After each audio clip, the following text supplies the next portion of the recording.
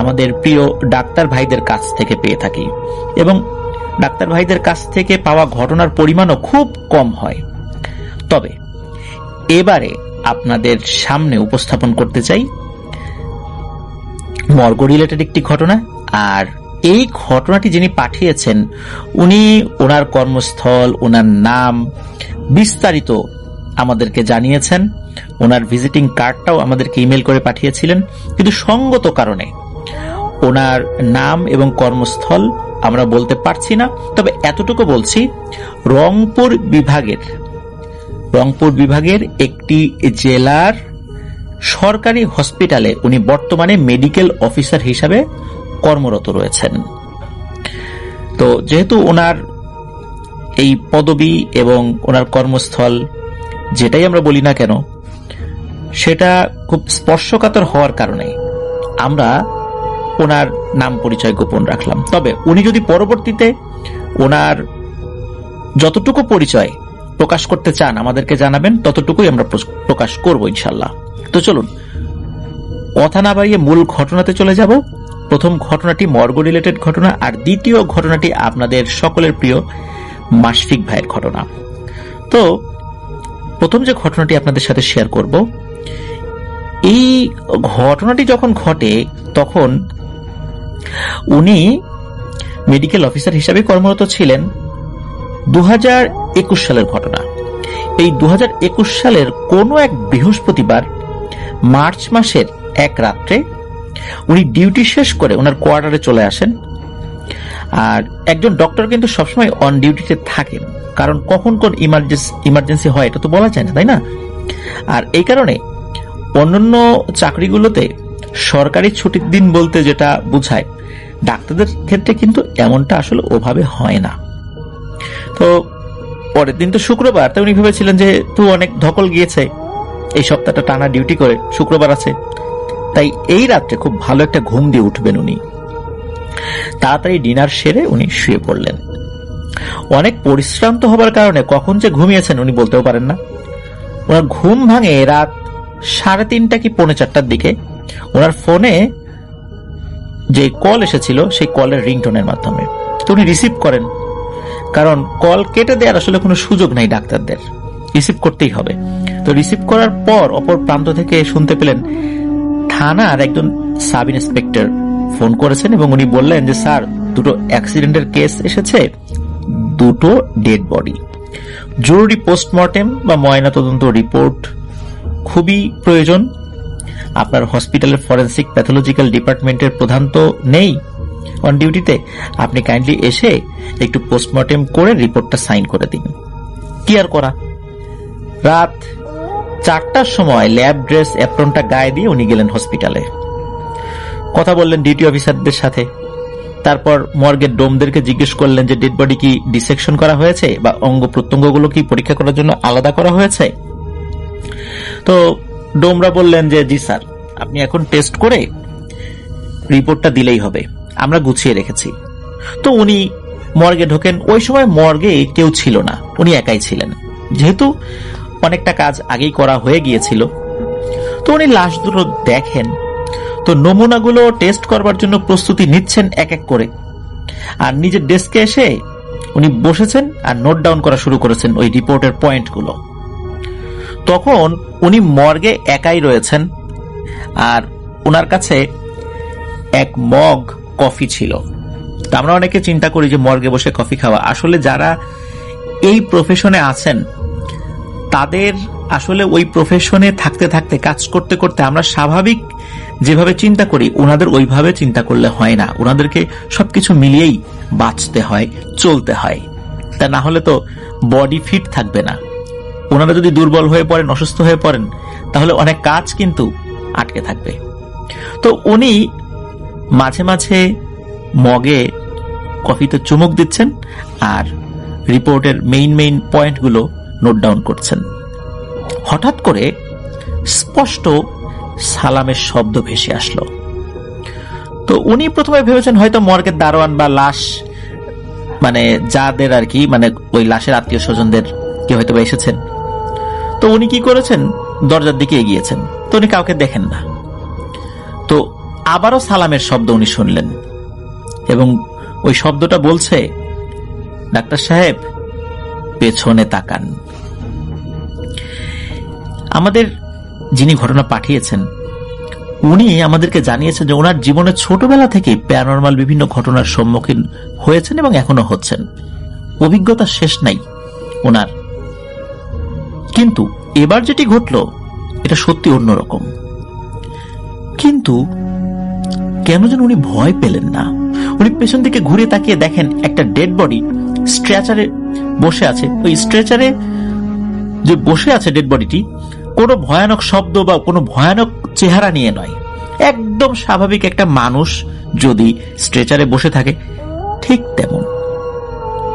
তো উনি তো একজন ডক্টর, উনি প্রথমে সায়েন্স আর ক্লিনিক্যাল যে চেক আপ এটার জন্য সব রকমের ইকুইপমেন্ট অ্যাটাচ করছেন, তাকে টাচ করে দেখছেন যে লোকটা কিভাবে মৃত হওয়ার পরেও জীবিত হয়ে গেল। এরকমটা কিন্তু হয় অনেক সময়। অনেক সময় মানুষের পালস পাওয়া যায় না, হার্টবিট বন্ধ হয়ে যায়, আবার অনেক সময় মানুষ কোমায় চলে যায়, ভুলবশত অনেক সময় তাকে ডেথ সার্টিফিকেট দিয়ে দেওয়া হয়, এরপরে কিন্তু মানুষ আবার জীবিত হয়েছে, এরকম নজর কিন্তু সারা পৃথিবীতে ভুরি ভুরি রয়েছে। ওনারা যখন ডাক্তারি পড়েছেন তখনও কিন্তু এই বিষয়গুলো ওনাদেরকে শেখানো হয়েছে। এই কারণে উনি ভয় পান নাই। উনি চিন্তা করেছেন হয়তোবা ওভাবেই ওই মানুষটা জেগে উঠেছে, এটা একটা ভালো দিক, তার পরিবারের জন্য একটা সুসংবাদ। হয়তোবা তার পরিবারের সদস্যরা কান্নাকাটি করছিল, এখন সেই কান্না হাসিতে রূপান্তরিত হবে। তো উনি ওই লোকটার কাছে গিয়ে সবকিছু চেক করছেন, কিন্তু তার কোনো পালস পাওয়া যাচ্ছে না।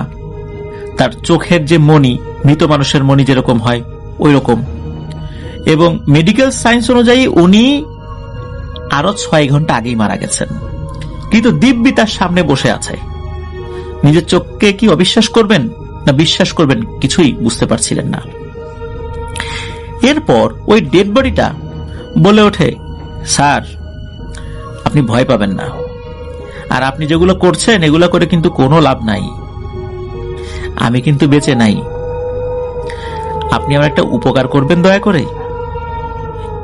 তো এই যে কথা বলছে, তো উনি তো একদম ফ্রিজ হয়ে গেছে এই কথা শুনে, যে বলে কি নাকি মৃত থেকে জীবিত হয়ে সে পাগল হয়ে গেছে। এটা হতেই পারে, হয়তো মাথায় আঘাত লেগেছে, উল্টোপাল্টা বকছে। কি হয়, ওই লোকটি তার পকেট থেকে দুটো ব্যাংক চেক যেটা সাইন করা ছিল আর হচ্ছে তার বাড়ির ঠিকানা, এটা ওই ডাক্তারের হাতে তুলে দিল এবং দিয়ে বলছে যে আমার পরিবারে একমাত্র উপার্জনক্ষম ব্যক্তি আমি ছিলাম, আশা করি আল্লাহ আপনাকে কখনো কোনো বিপদ আপদ দেবেন না। এটা বলেই ওই বডিটা আবার স্ট্রেচারে শুয়ে পড়ল। তো উনি দেখছিলেন, উনি চিন্তা করেন যে হয়তো বা হঠাৎ করে ঘুম থেকে উঠে এসেছেন, তারপর টানা 7 দিন উনি ডিউটি করেছেন, অনেক সময় এই ধরনের ভুলভাল দেখতেই পারেন। কিন্তু ভুলভাল দেখতে পারেন এটা না হয় মেনে নিলাম, কিন্তু ওনার হাতে যে দুটো ব্যাংকের চেক রয়েছে, একটা ঠিকানা রয়েছে, এটাও কি ভুল? না, কোনোভাবেই না। কিন্তু তার সামনে স্ট্রেচারে এখন যে শুয়ে আছে সে তো একজন মৃত ব্যক্তি, অবশ্য তার তখনও পোস্টমর্টেম করা হয়নি। তো ওনার হাতের যে দুটো চেক এবং ঠিকানা, এই দুটো উনি অস্বীকার করবেন কিভাবে? এটা কি ভুল হতে পারে?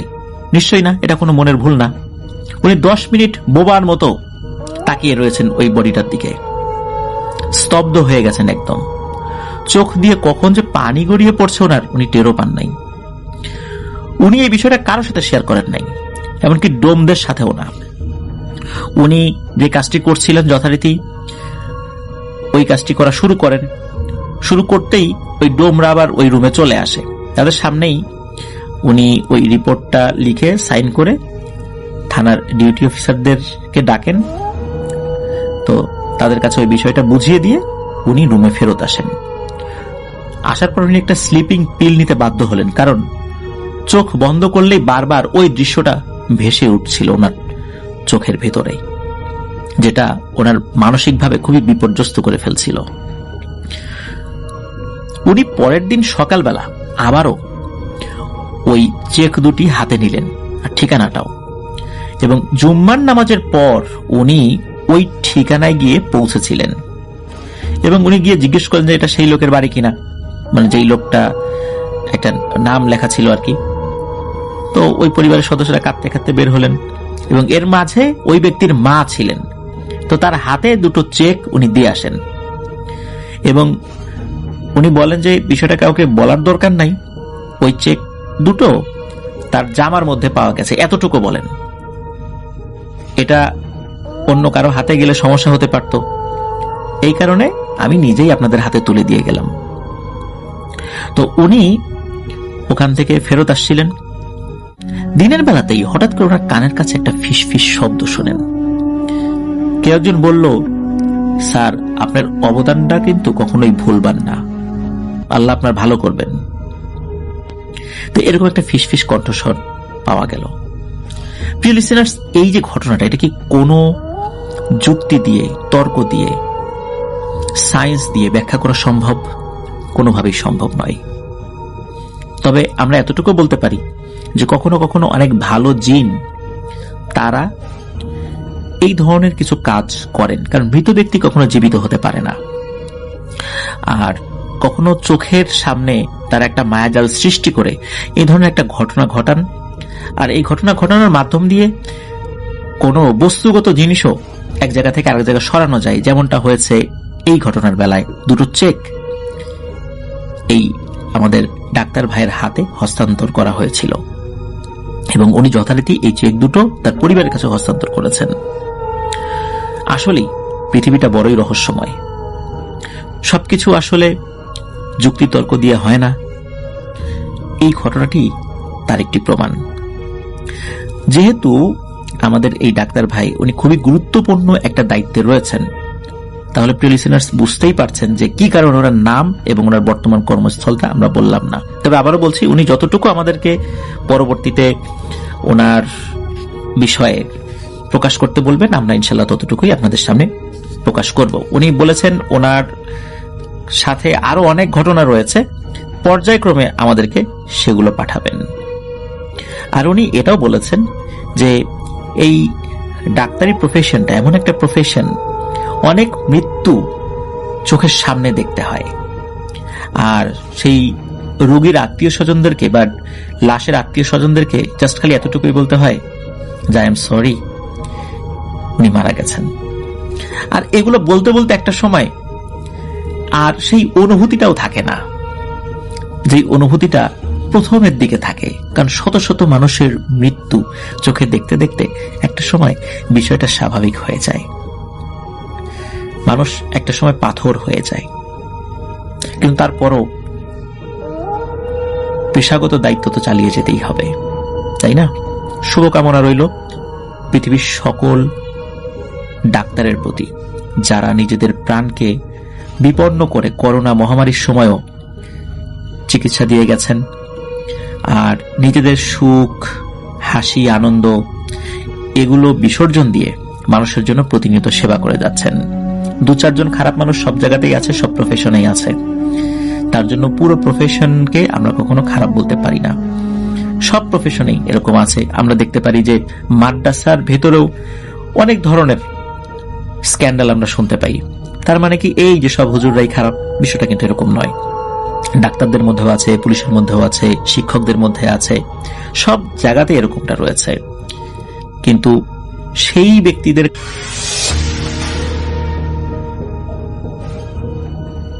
ঘটনাটি যতটা ভয়ঙ্কর ততটাই চিন্তার উদ্রেককারী। এরকম অভিজ্ঞতা জীবনে একবারই ঘটে, কিন্তু ছায়ার মতো লেগে থাকে দীর্ঘকাল। তাই বেশি সময় না নিয়ে আমরা সরাসরি চলুন শুনে নেই রেদওয়ান ভাইয়ার পাঠানো সেই গা শিউরে ওঠা ঘটনা। ভাইয়া তার ইমেইলে লিখেছেন, আসসালামু আলাইকুম ইমরান ভাইয়া, আশা করি আপনি এবং আপনার শ্রোতারা সবাই ভালো আছেন। আমি আলহামদুলিল্লাহ ভালো আছি। আমি যশোরে থাকি, তবে আমার নানা বাড়ি বরিশালের ভোলায়। আজ যে ঘটনাটি বলবো সেটি ঘটেছিল আজ থেকে প্রায় 10 বছর আগে, যখন আমি ক্লাস 9-এ পড়ি। ঘটনাটি এতটাই ভয়ানক ছিল যে আজও চোখ বন্ধ করলে সেই রাতের চিত্রগুলো স্পষ্টভাবে মনে পড়ে যায়। আমি চেষ্টা করেছি যতটা সম্ভব স্পষ্ট করে লিখে পাঠাতে, যদিও আমার লেখালেখির অভ্যাস নেই। তবু ইমরান ভাইয়া, আমি চাই আপনি আপনার কণ্ঠে এই ঘটনাটি বলেন। আমি দীর্ঘদিন ধরে আপনার অনুষ্ঠান শুনছি, বিশেষ করে রাতের ডায়েরির প্রতিটি পর্ব মিস করি না। সবসময় মনে হয়েছে যদি একদিন আমার জীবনের ঘটনাটাও এখানে উঠে আসে, তবে কিছু জায়গার নাম এবং কিছু প্রতিষ্ঠানের নাম আমি ইচ্ছা করে এড়িয়ে গেছি, কারণ ঘটনাটির সঙ্গে যাদের সম্পর্ক ছিল তাদের সম্মান বজায় রাখা জরুরি। ভাইয়া, আপনি আপনার মতো করে গল্পটি সাজিয়ে বলবেন। আমি শুধু চাই শ্রোতারা যেন বুঝতে পারেন এটা বানানো কিছু নয়, এটা একেবারে আমার জীবন থেকে উঠে আসা এক বাস্তব অভিজ্ঞতা। এই ছিল রেদওয়ান ভাইয়ার প্রারম্ভিক কথাগুলো। চলুন তবে এখন আমরা শুনে নেই সেই রাতের, সেই জায়গার আর সেই বিভীষিকাময় অভিজ্ঞতার বিস্তারিত। বলছেন মোহাম্মদ রেদওয়ান ভাইয়া। ঘটনাটি 2014 সালের। সেই সময় আমি ছিলাম ওমানে। আমি তখন একজন মেডিকেল স্টুডেন্ট, কিন্তু আর্থিক দুরবস্থার কারণে পড়াশোনা মাঝপথে বন্ধ করে দিতে হয়। পরিবারের উপর আর চাপ দিতে পারছিলাম না। তখনই শুনি ওমানে একটা ভালো কাজের সুযোগ আছে। অনেক ভেবে চিন্তে ওমানে পাড়ি দিই, কারণ ঋণার টানাপোড়েনের জীবন থেকে বেরিয়ে আসতে চাচ্ছিলাম। প্রথমে যা কাজ পাই সেটাতে খাওয়া দাওয়া আর থাকা সবই মালিক দিত। কাজটা ছিল কঠিন, কিন্তু নিজের ভবিষ্যতের কথা ভেবে কোনো কিছু নিয়ে অভিযোগ করতাম না। আল্লাহর রহমতে কিছুদিনের মধ্যে যা ধার দেনা করেছিলাম সব শোধ করে দিতে পারি। তখন মনে হচ্ছিল হয়তো সব ঠিক হয়ে যাবে, কিন্তু জীবনের পথ তো কখনো সোজা চলে না। প্রায় 1.5 বছর কাজ করার পর হঠাৎ একদিন চাকরিটা চলে যায়। কি একটা ইস্যু হয়েছিল মালিকের সঙ্গে, যার জন্য পুরো সেকশনটা বন্ধ হয়ে যায়। এরপর থেকে আমি বেকার, যেন মাথার উপর থেকে ছায়া সরে গেল। যে টাকাগুলো নিয়ে ওমানে এসেছিলাম তার সবই ঋণ ছিল। সেই ঋণ শোধ করতেই সব চলে গেছে। কোনো সেভিংস ছিল না, কিছুই ছিল না। চাকরি চলে যাওয়ার পর বুঝলাম আমি ভীষণ বিপদে পড়ে গেছি। দেশে ফেরার মতো টাকাও ছিল না, আর সাহস তো একদমই ছিল না। পরিবারকে কি বলবো? তারা তো ভাবছে আমি বিদেশে ভালোই আছি। আরেকটা বড় সমস্যার সামনে এসে দাঁড়ালো। আমার ভিসা শেষ হতে তখন মাত্র 1 মাস বাকি। এই সময়ের মধ্যে যদি নতুন চাকরি না পাই, তাহলে আমাকে অবৈধ হিসেবে ধরে ডিপোর্ট করে দেবে। ততদিনে আমি এক বন্ধুর কাছে গিয়ে উঠেছি। রিপন নাম তার। ও আগে থেকে ওমানে ছিল আর আমার আগের কর্মস্থলের কাছেই থাকতো। আমার দুরবস্থার কথা শুনে আমাকে নিজের বাসায় নিয়ে যায়। রিপন একজন ভালো মানুষ। ওর নিজের অবস্থাও খুব একটা ভালো ছিল না, কিন্তু তবু আমাকে সাহায্য করতে একটু কার্পণ্য করেনি। যতটা সম্ভব চেষ্টা করতো আমার জন্য কিছু একটা করার। ওর পরিচিতদের সঙ্গে কথা বলতো যদি কোথাও চাকরির সুযোগ থাকে। আর আমি তখন চুপচাপ থাকতাম। প্রায় সারাদিন একটা কোনায় বসে থাকতাম, শুধু ভাবতাম কিভাবে এই দুঃস্বপ্ন থেকে বের হব। দিনের পর দিন কাজ খুঁজে বেরিয়েছি, কিন্তু কোথাও সুযোগ মিলছিল না। এক একটা দিন যেন এক একটা যুদ্ধ। পকেটে টাকা পয়সা নেই, আর মনেও নেই কোনো শান্তি। প্রতিদিন শুধু ভাবতাম সব ঠিক হবে তো? আল্লাহ কি একটা রাস্তা করে দেবেন, নাকি এখানে সব শেষ হয়ে যাবে? সে 1 মাস সময়ের থেকে 1 সপ্তাহ কেটে যায়। আমি আরো বেশি চিন্তিত হয়ে পড়ি। দিন যতই গড়াতে থাকে ততই ভয় আর অনিশ্চয়তা আমাকে গ্রাস করতে থাকে। বুকের ভেতর কেমন একটা অজানা শূন্যতা। কোথাও কাজের খবর নেই, ভিসার মেয়াদ শেষ হয়ে আসছে। মাঝে মাঝে মনে হতো সব শেষ। জীবনের এই দুঃসময়ে শুধু ভাবতাম আল্লাহ কেন এমন পরীক্ষা নিচ্ছেন। মাথার উপর কোনো আশ্রয় নেই, সামনে কোনো পথ নেই। একদিন সন্ধ্যার দিকে আমি এক ক্যাফেতে বসে কফি খাচ্ছিলাম। ছোট্ট একটা টেবিলে একা বসে চিন্তায় ডুবছিলাম। এমন সময় হঠাৎ দেখি রিপন ঢুকছে ক্যাফেটার ভেতর। ওর মুখটা দেখে মনে হচ্ছিল যেন কোনো ভালো খবর আছে। কাছে এসে বলল, রেদওয়ান, একটা কাজ আছে, তুই কি করবি?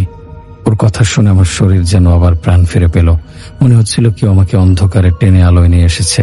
মাঝে মাঝে পরিস্থিতি মানুষকে এতটাই দুর্বল করে ফেলে যে ছোট্ট একটা আশার আলোয় পুরো পৃথিবী বদলে দেয়।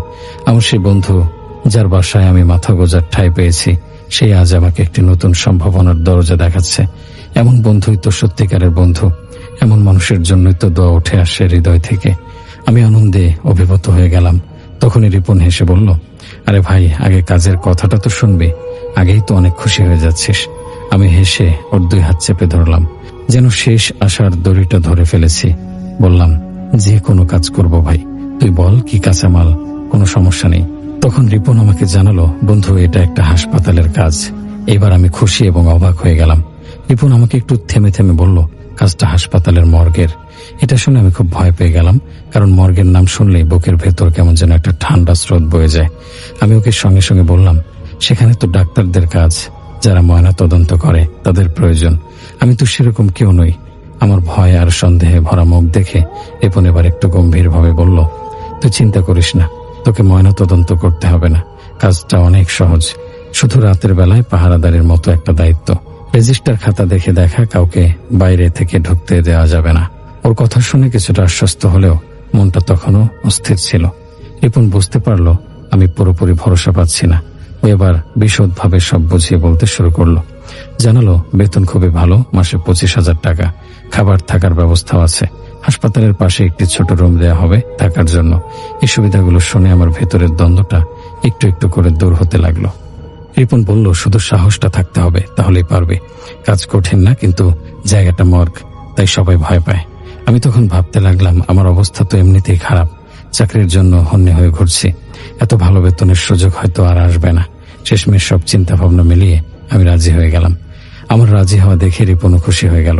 সে আমাকে ওই কাজের জায়গার ঠিকানা বলে দিল।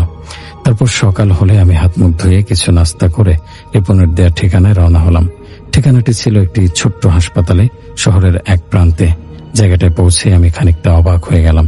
হাসপাতালটি খুব সুন্দরভাবে তৈরি, আর আশপাশের পরিবেশটা যেন মন ছুঁয়ে যায়। দেয়ালগুলো ছিল মজবুত ও পরিষ্কার, প্রতিটি করিডোর প্রশস্ত, আর বারান্দাগুলো ছিল বড়, যেন রোগীরা হেঁটে একটু স্বস্তি নিতে পারে। হাসপাতালের চারপাশে নানান রকমের ফুল গাছ আর সবুজ গাছে ভরপুর ছিল এলাকা। গাছগুলো এমনভাবে সারি করে লাগানো ছিল, দেখে মনে হচ্ছিল খুব যত্ন করে সাজানো হয়েছে। মাঝখানে একটি ছোট বাগান ছিল, সেখানে 2-3 জন লোক গাছে পানি দিচ্ছিল। সকালের নরম রোদ আর গাছের পাতা ভেজে থাকা পরিবেশটা যেন এক ধরনের প্রশান্তি এনে দিল আমার মনে। আমি আস্তে আস্তে হাসপাতালের ভেতর দিকে হাঁটতে থাকলাম। পৌঁছালাম রিসেপশনের কাউন্টারে। সেখানে একজন ভদ্র মহিলা নার্স খুব হাসি মুখে আমাকে স্বাগত জানালেন। তিনি আমার নাম ও আগমনের উদ্দেশ্য জানতে চাইলেন। সব জানার পর তিনি আমাকে একজন সিনিয়র ডাক্তারের কাছে পাঠালেন। ডাক্তারের নাম ছিল মোহাম্মদ আল বাকের। আমি তার কেবিনে গিয়ে দেখলাম তিনি তখন সেখানে নেই। নির্ধারিত চেয়ারে বসে আমি তার জন্য অপেক্ষা করতে লাগলাম। চারপাশটা নীরব, শুধু দূর থেকে মাঝে মাঝে রোগীদের কথা শোনা যাচ্ছিল। কিছুক্ষণ পর ডাক্তার বাকের কেবিনে এলেন। তিনি খুব আন্তরিকভাবে আমাকে অভ্যর্থনা জানালেন। হাত মিলিয়ে হাসি মুখে জিজ্ঞেস করলেন, তুমি নতুন? এরপর আমাকে বসতে বললেন। তার ব্যবহার ছিল খুব ভদ্র ও আন্তরিক। তিনি ধীরে ধীরে আমাকে পুরো কাজটা সুন্দরভাবে বুঝিয়ে দিলেন, কি করতে হবে, কোন সময় ডিউটি, কোথায় থাকতে হবে, সবকিছু। ডাক্তার বাকের আমাকে প্রথমে আশ্বস্ত করে বলেছিলেন, দেখো, তোমাকে কোনো লাশ কাটাছেঁড়া করতে হবে না, ময়না তদন্ত করার দায়িত্ব আমাদের, অভিজ্ঞ ডাক্তারদের। তোমার কাজ হবে আমাদের সহায়তা করা, রেকর্ড রাখা, সরঞ্জাম এগিয়ে দেয়া, আর যা দরকার তা এনে দেয়া। তবে মাঝে মাঝে তোমাকে নতুন ডাক্তার বা কম অভিজ্ঞদের সম্পূর্ণ কিছুতে সাহায্য করতে হবে। আবার প্রয়োজন পড়ে গেলে লাশও কাটতে হতে পারে। কাজটা বেশিও কঠিন নয়, তবে জায়গাটা একটু স্নায়ু উপর চাপ ফেলতে পারে। তার এই কথাগুলো আমার ভেতরের কিছুটা ভয় দূর করলেও মনটা তখন একটু অস্থির ছিল। কথোপকথনের পর ডাক্তার বাকের উঠে দাঁড়ালেন, বলেন, চলো তোমাকে জায়গাটা ঘুরিয়ে দেখাই। আমি সঙ্গে সঙ্গে উঠে ওনার পেছনে হাঁটতে শুরু করলাম। আমরা কেবিন থেকে বেরিয়ে লম্বা একটি করিডোর ধরে হাঁটতে লাগলাম। করিডোরটা ছিল শান্ত, পরিষ্কার আর ঠান্ডা। মাঝে মাঝে 2-1 নার্স বা ওয়ার্ড বয় হেঁটে যাচ্ছিল। হাঁটতে হাঁটতে বেশ কিছুটা পথ পার করে তিনি আমাকে একটা ডান দিকে মোড় দেখিয়ে বললেন, এই দিকে। আমি তার পেছন পেছন হাঁটতে থাকলাম। মোড় ঘুরতে এই করিডোরটা যেন একটু নিস্তব্ধ হয়ে গেল। সেখানকার বাতাসটাও কেমন ঘন আর ভারী মনে হচ্ছিল। কিছু দূর যাওয়ার পর একটি দরজা এসে পড়ল। দরজাটা অন্য সাধারণ দরজাগুলোর থেকে অনেকটাই আলাদা ছিল, অনেক বড়, মোটা আর ভারী দেখতে, লোহার পাতের মতো চেহারা এবং চারপাশে কালো ফ্রেম বসানো। দরজার উপরে একটি বড় সাইনবোর্ড ছিল, তাতে মোটা অক্ষরে লেখা ছিল মর্গ। অক্ষরগুলো এত বড় ছিল যে দূর থেকেও পরিষ্কার দেখা যাচ্ছিল। ডাক্তার বাকের কোনো ভয় বা দ্বিধা ছাড়াই দরজাটা ঠেলে ভেতরে ঢুকে গেলেন। আমি একটু থেমে বুকের ভেতর হালকা ধুক ধুক নিয়ে তার পেছনে পেছনে ঢুকে গেলাম সেই রহস্যময় মর্গের ভেতর। সেটা ছোট বা মাঝারি কোনো ঘর ছিল না, বরং বিশাল বড় একটা ঘর ছিল। এমন একটা ঘর যেখানে পা রাখার সঙ্গে সঙ্গেই মনে হয় চারপাশে যেন একটা ভারী স্তব্ধতা ঝুলে আছে। ঘরের ভিতরটা 2 ভাগে বিভক্ত ছিল। একদিকে ময়নাতদন্তের যাবতীয় প্রস্তুতি নেওয়া ছিল, যত ধরনের সরঞ্জাম লাগে টেবিল উপরে নিখুঁতভাবে সাজানো। দেয়াল জুড়ে ছিল একটা সেলফ, যা ঠাসা ছিল নানান ধরনের ওষুধের শিশি আর রাসায়নিক দ্রব্যে। সেলফের সামনে কাচের দরজা, যার ফাঁক দিয়ে ঘরের দ্বিতীয় অংশ পরিষ্কার দেখা যায়। ওপাশে 6টা স্ট্রেচার সারি করে সাজানো, তার মধ্যে 3টাতে সাদা কাপড়ে মোড়া নিথর শরীর শুয়েছিল, বাকিগুলো ফাঁকা। এই দৃশ্যটা চোখে পড়া মাত্র একটা ঠান্ডা শিহরণ বয়ে গেল পিঠের ওপর দিয়ে। স্ট্রেচারগুলোর পেছনে একদম দেয়াল ঘেঁষে ছিল কয়েকটা কেবিন, যেখানে মৃতদেহ ফ্রিজ করে সংরক্ষণ করা হয়। প্রতিটা কেবিনের গায়ে ছোট্ট করে একটা নাম লেখা, যার মানে সেই কেবিনের ভেতর কারা আছে সেটা বুঝিয়ে দেয়া। আমি জীবনেই প্রথমবার মর্গে ঢুকেছি। এমন নয় যে আমি খুব ভীতু বা সাহস কম, কিন্তু এই জায়গাটার একটা আলাদা বাস্তবতা আছে, যেটা বইয়ে পড়ে বা সিনেমায় দেখে বোঝা যায় না। এক ধরনের ভারী অনুভূতি গায়ে লেগে থাকে এখানে, যেন প্রত্যেক দেয়াল, প্রত্যেক ইঞ্চি মেঝে চুপচাপ একটা কষ্টের ইতিহাস লুকিয়ে রেখেছে। আমি আর ডাক্তার বাকের একসাথে ঘুরে দেখছিলাম ঘরটা। মাঝে মাঝে উনি কিছু বলছিলেন, ব্যাখ্যা দিচ্ছিলেন এই যন্ত্র, এই সেলফ বা স্ট্রেচার নিয়ে। ঘরের একপাশে কয়েকটা চেয়ার রাখা ছিল, তার পাশে একটা দরজা, সেটা ওই মর্গের বাথরুম ছিল। স্টাফদের প্রয়োজনে তারা ব্যবহার করবে। আমি আর ডাক্তার বাকের মর্গ ঘুরে ঘুরে দেখছিলাম। কয়েক মিনিট পর একজন অন্য ডাক্তার সেই ওয়াশরুম থেকে টাওয়ালে হাত মুছতে মুছতে বের হলেন। ডাক্তার বাকের তখন হাসি মুখে বললেন, তোফায়েল ভাই, পরিচয় করিয়ে দেই, এই আমাদের নতুন যোগদান করা সহকারী। তারপর তিনি আমাকে বললেন, এনামুল, উনি হচ্ছেন ডাক্তার তোফায়েল। ডাক্তার তোফায়েল হেসে আমার দিকে তাকিয়ে বললেন, তুমি কি সিরাজগঞ্জের এনামুল? আমার দেশের বাড়ি ওই দিকেই। একটু অবাক হয়ে বললাম, আচ্ছা, আমার বাড়ি কামারখন্দ, আপনি? তিনি খুশি হয়ে বললেন, আমার বাড়ি উল্লাপাড়া। ছোটবেলায় অনেকবার গিয়েছি কামারখন্দে মামার বাড়ি, ছোট দুনিয়া না। তারপর আমাদের মধ্যে যেন এক ধরনের সহজাত সম্পর্ক তৈরি হয়ে গেল। তিনি জানালেন, আমি এখানে কাজ করছি প্রায় 11 বছর। মর্গ, হাসপাতাল সব মিলিয়ে এটাই এখন আমার দ্বিতীয় বাড়ি। এরপর তারা দুজনে মিলে আমাকে ঘুরিয়ে ঘুরিয়ে সবকিছু বোঝাতে লাগলেন। প্রতিটি স্টেশন, প্রতিটি যন্ত্র, নিয়মাবলী, এমনকি কার কি দায়িত্ব আমি মনোযোগ দিয়ে শুনছিলাম, মাঝে মাঝে প্রশ্নও করছিলাম। তারা বুঝিয়ে দিলেন, আগামী 1 সপ্তাহ শুধু পর্যবেক্ষণ করব, এরপর হাতে কলমে কাজ শুরু করব। তবে তার আগে আমাকে মানসিকভাবে প্রস্তুত হতে হবে। এই কাজ সবাই পারে না। এই কাজ আমার দ্বারা হবে কিনা, নাকি ঘাবড়ে গিয়ে পিছপা হয়ে যাব। আমি আর ডাক্তার বাকের মর্গ ঘুরে ঘুরে দেখছিলাম। পরিচয়ের পর তারা দুজনেই আমাকে পুরো মর্গ ঘুরিয়ে দেখালেন, সবকিছু ব্যবহার, নিয়ম কানুন বুঝিয়ে দিলেন।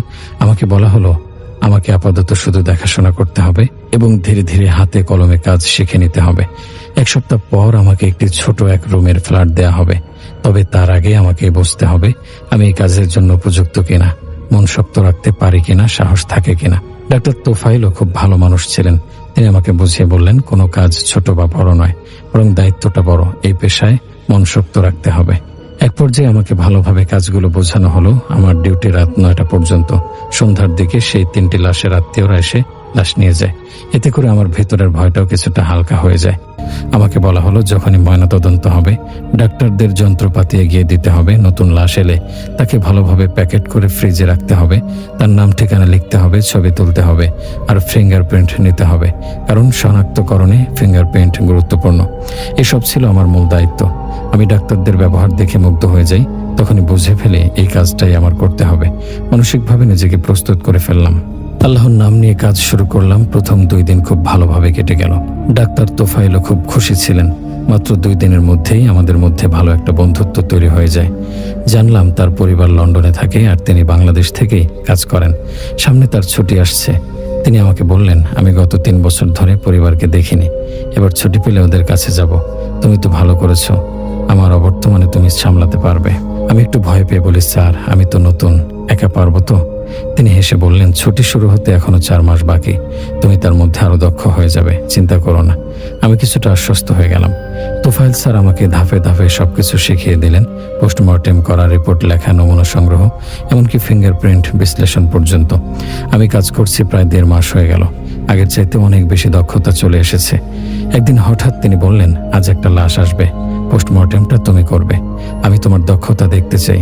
আমি ভীষণ ঘাবড়ে গেলাম। তিনি বললেন, এই এত ভয় পাও কেন? আমি তো আছি, তুমি একা করছো না। যেখানে আটকে যাবে আমি পাশে থাকবো। আমরা অপেক্ষা করতে থাকলাম, কিন্তু লাশটি আসলো না। কিছুক্ষণ পর ফোনে জানানো হলো লাশটি মাঝপথে অন্য হাসপাতালে ট্রান্সফার হয়ে গেছে। আমি মনে মনে খুব খুশি হয়ে গেলাম। তারপর টানা 3 দিন কোনো লাশই এলো না।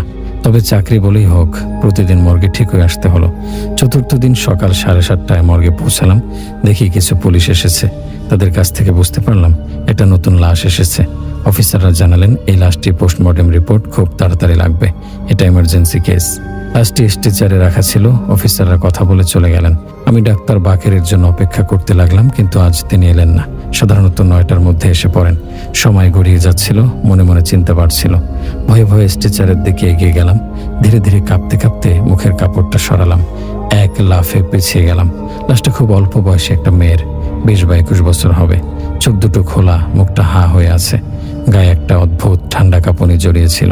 ঠিক তখনই পেছন থেকে কেউ আমার নাম ধরে ডাক দিল। আমি ভয়ে চিৎকার দিয়ে পেছনে ফিরলাম। দেখি একজন লোক ডাক্তার বাকেরের পক্ষ থেকে এসেছে। আমাকে ডাক্তার স্যারের কেবিনে যেতে বলছে। আমি লাশের মুখ ঢেকে লোকটার সঙ্গে রওনা দিলাম। কেবিনে গিয়ে ডাক্তার বাকের আমাকে জানালেন, ডাক্তার তোফায়েল আজ সকালে ইমার্জেন্সি মিটিংয়ে আছেন, দুপুরের আগে আসতে পারবেন না। তার অনুপস্থিতিতে তার দায়িত্বগুলো আজ তোমাকেই সামলাতে হবে। এই কথা শুনে ভেতরে ভেতরে ভয়টা আরো বাড়লো, কিন্তু দায়িত্ব তো দায়িত্বই। ডাক্তার স্যারের কথায় মাথা নেড়ে আবার মর্গের দিকে রওনা দিলাম। করিডোরের কাউন্টারের একজন পুরুষ নার্স সবসময় থাকতেন। আসার সময় তাকে দেখেছিলাম, কিন্তু এবার কাউন্টার ফাঁকা। ভাবলাম হয়তো কোথাও কাজে গেছেন। মর্গের কাছে পৌঁছে মনে পড়লো আজ আমাকে তোফায়েল স্যারের দায়িত্ব পালন করতে হবে। আর লাস্টে পোস্টমর্টেম রিপোর্ট আজকেই দিতে হবে এমার্জেন্সিতে। এবার মানে আমাকেই করতে হবে পোস্টমর্টেম। ভয় পেয়ে গেলাম, কিন্তু নিজেকে বারবার বোঝালাম কাজটা করতেই হবে। সেই একা আমি আর মর্গের নিঃশব্দ গুমট পরিবেশ। মনের মধ্যে অজস্র প্রশ্ন, পারবো তো? কিছু ভুল হবে না তো? আল্লাহর নাম নিয়ে সাহস করে ভেতরে ঢুকে পড়লাম। তখন আমার হঠাৎ মনে পড়লো যে ডাক্তার তোফায়েলের কাজগুলো দুপুর পর্যন্ত আমাকে সামলাতে হবে। আর মর্গে এখন একটি লাশ আছে যার ময়নাতদন্ত রিপোর্ট এমার্জেন্সি পুলিশ অফিসারদের করে দিতে হবে। এর মানে এবার আমাকে ময়নাতদন্ত করতে হবে। আমি প্রচণ্ড ঘাবড়ে গেলাম, কি করব বুঝতে পারছিলাম না। আর সেদিন মর্গে শুধু আমি একাই ছিলাম। তবে যাই হোক, কাজ তো করতে হবে। এমার্জেন্সি কেসে একটু সময় নষ্ট করা যায় না। মনের মাঝে অনেক কথা ঘুরপাক খাচ্ছিল আর ভয় লাগছিল, কিন্তু আল্লাহর নাম নিয়ে চলে গেলাম মর্গের ভিতরে। তারপর আমি লাশটির কাছে গেলাম এবং চমকে উঠলাম, কারণ লক্ষ্য করলাম লাশের ওপর কোনো কাপড় নেই। সাদা কাফনের কাপড়টি মেঝেতে পড়ে আছে। অথচ আমি নিশ্চিতভাবে মনে করতে পারছি আমি নিজ হাতে সেটি সযত্নে জড়িয়ে দিয়েছিলাম। তাহলে কাপড়টা মাটিতে পড়ে গেল কিভাবে? ভয়ের সঞ্চার হতে শুরু করলো মনে। নিজেকে আশ্বস্ত করলাম হয়তো অসাবধানতাবশত কাপড়টা হাত থেকে পড়ে গেছে। এই ভেবে আমি হাত ধোয়ার জন্য ওয়াশরুমে গেলাম।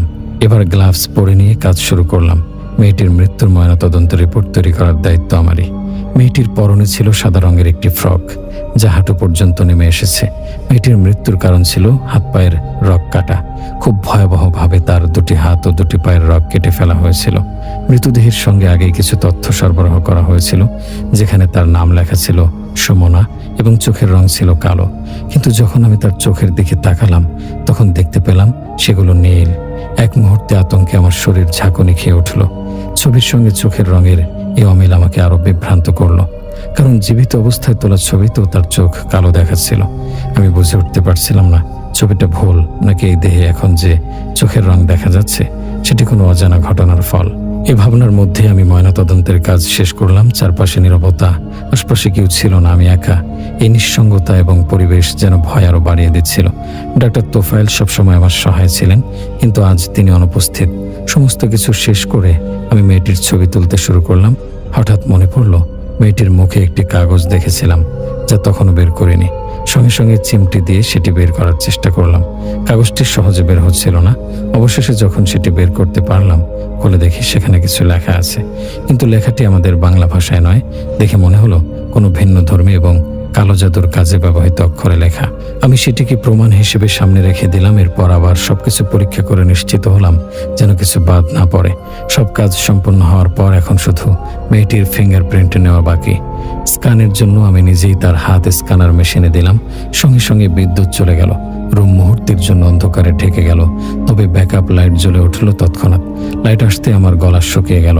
মেয়েটির লাশ কাত হয়ে শুয়ে আছে, অথচ আমি তাকে সোজা করে শুয়ে রেখেছিলাম। লাশের এক হাত স্ট্রেচার থেকে বাইরে বেরিয়েছিল। এই দৃশ্য দেখে আমি কয়েক পা পিছিয়ে গেলাম। মনে হচ্ছিল পরিবেশ স্তব্ধ হয়ে গেছে, গা শিউরে উঠছিল, যেন মেয়েটি উঠে বসবেই বুঝি। ভয় পেয়ে আমি আয়াতুল কুরসি পড়তে শুরু করলাম এবং ঘর ছেড়ে বেরিয়ে যেতে থাকলাম। কিন্তু হঠাৎ ভাবলাম আমি কি করছি? এত কষ্ট করে অর্জিত একটি সম্মানজনক চাকরি কি এমনভাবে ছেড়ে দেওয়া উচিত? নিজেকে সান্ত্বনা দিয়ে আবার কাজে ফিরে এলাম।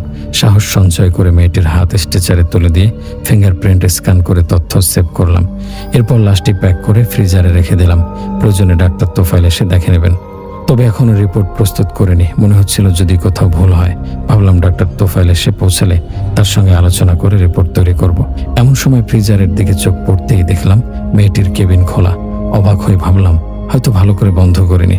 দ্রুত উঠে কেবিন বন্ধ করতে গিয়ে টেবিল থেকে জিপার খুললাম। চোখ কপালে উঠল।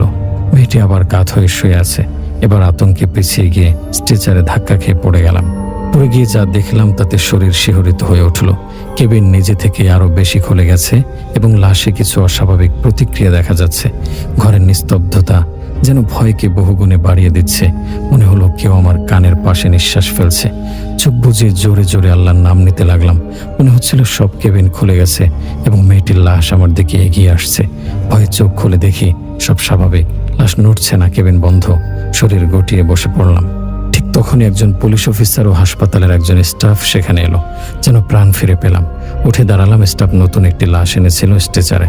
পুলিশ অফিসার সুমনার রিপোর্ট সম্পর্কে জানতে চাইলেন। আমি দুঃখ প্রকাশ করে জানালাম সিনিয়র ডাক্তার জরুরি মিটিংয়ে আছেন, দুপুরের দিকে ফিরবেন, তাই সন্ধ্যার আগে রিপোর্ট দেওয়া সম্ভব নয়। তিনি জানালেন মেয়েটি একজন বিদেশি ওমান থেকে ঘুরতে এসে মারা যায়। তার দেহ পাওয়া যায় এক ভয়ঙ্কর এলাকায়, যেখানে কামরূপ কামাখ্যার কার্যক্রম চলে। মৃত্যু সময় জানা জরুরি, তাই রিপোর্ট খুব জরুরি।